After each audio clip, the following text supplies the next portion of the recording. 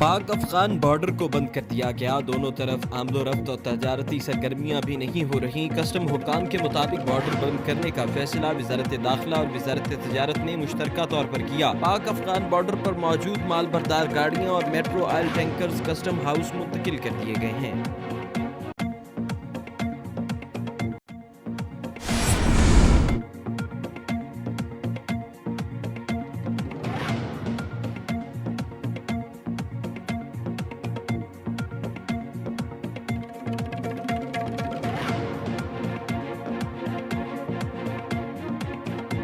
Karachi Kings का पलट कर वार। 2 मैचेस में कराची किंग्स और इस्लामाबाद यूनाइटेड को इसके होम ग्राउंड में शिकस्त दे दी। कराची किंग्स ने 184 रन का हदफ 18वें ओवर में हासिल कर लिया। कराची किंग्स की जानिब से एलेक्स हेल्स ने सिर्फ 30 गेंदों पर 52 रन बनाए। इनके जारहाना और तेज रफ्तार हेल्स में 3 छक्के और 3 चौके शामिल थे। इस्लामाबाद यूनाइटेड के लियोक क्रॉन्की की भी शानदार बल्लेबाजी।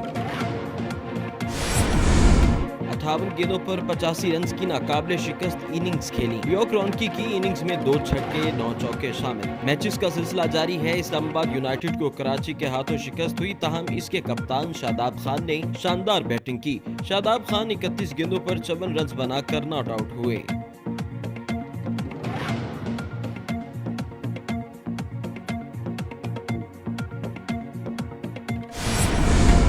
कराची किंग्स के बल्लेबाजों का इस्लामाबाद बॉलर्स ने भी खूब लाठीचार्ज किया। कराची किंग्स के बल्लेबाजों ने इनिंग्स में 12 छक्के लगाए। शर्जील खान ने 4, एलिस हेल्स ने 3 छक्के और कैमरॉन गिलफोर्ड ने 3, कप्तान अहमद वसीम ने 2 छक्के लगाए।